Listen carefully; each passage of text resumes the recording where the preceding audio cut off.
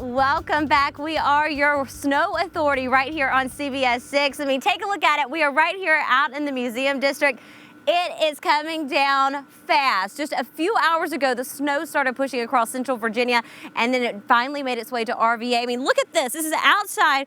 It's getting pretty deep in many locations, and especially like if you do your foot like this, it's almost getting close to 1 inch across the area. It's coming down hard. Visibilities are rather low. We're down to around half a mile to 1 mile, depending on your location.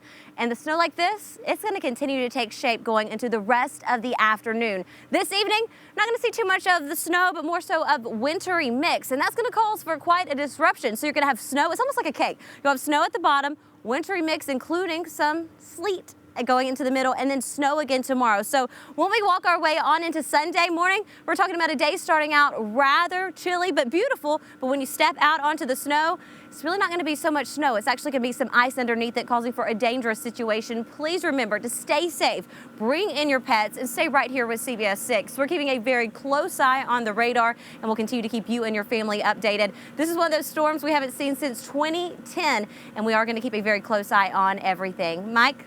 Thanks, Nikki D. Outside right now.